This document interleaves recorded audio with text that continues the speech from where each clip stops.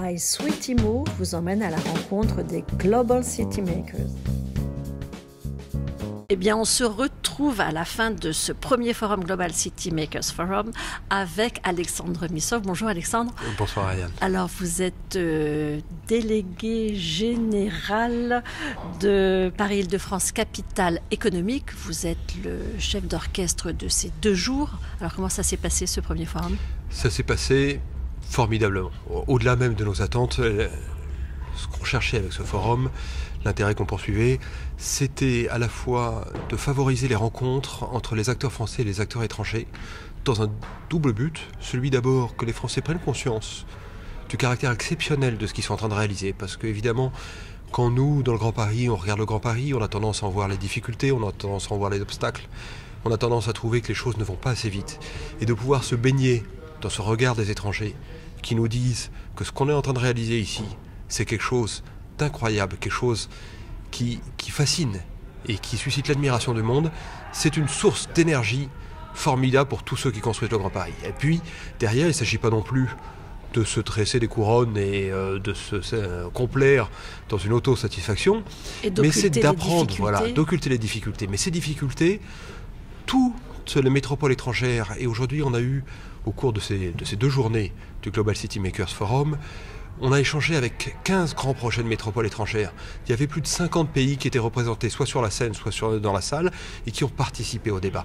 Et ça nous permet à la fois de mesurer le caractère exceptionnel de ce qu'on est en train de réaliser, mais aussi de mesurer que pour atteindre le but et l'ambition qu'on s'est fixé, on a énormément à apprendre de l'ensemble des initiatives, des projets, des bonnes pratiques qui sont mises en œuvre par toutes les métropoles. Et ce dialogue, il s'est créé pendant ces 2 jours. Il y a eu une alchimie merveilleuse qui s'est instaurée entre les différents acteurs qui ont échangé, qui ont dialogué, qui se sont échangé leurs contacts, challengés sur leurs projets. On a eu les visites de beaucoup d'acteurs qui ont été voir les territoires, qui ont été voir les laboratoires des grandes entreprises, qui ont appris, qui nous ont permis d'apprendre.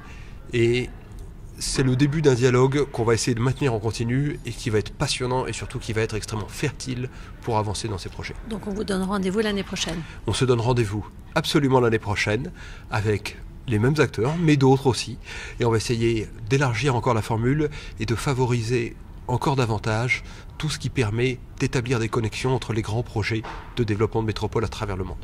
En 2 mots, qu'est-ce que vous retenez comme initiative dans une métropole internationale ? Qu'est-ce que vous avez appris de très intéressant aujourd'hui ?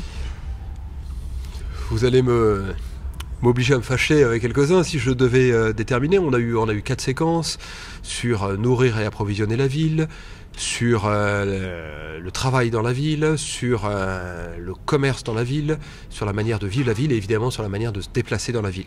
Chacune de ces séquences a été scindée en 4 ou 5 tables rondes au cours desquelles on a vu beaucoup de projets différents.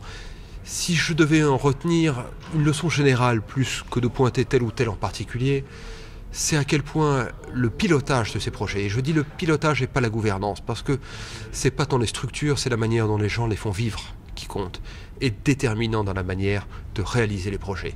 Et quand Envac de Suède nous explique comment ils arrivent à faire une ville dans laquelle la collecte des ordures ménagères se fait sans qu'aucun véhicule ne circule dans les rues, ça me fait penser à la manière dont Tim White nous a parlé de comment est-ce qu'à Singapour, ils ont organisé l'Open Innovation autour de la Smart City.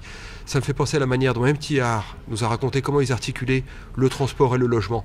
Et je crois que c'est plus dans les process et dans le pilotage des projets qu'on doit retirer une grande leçon pour la manière dont on fait le Grand Paris, qui aujourd'hui est encore beaucoup trop en silo et qui aura intérêt à casser les murs et à travailler de manière beaucoup plus collective. Merci beaucoup Alexandre Missov. Merci Ariane.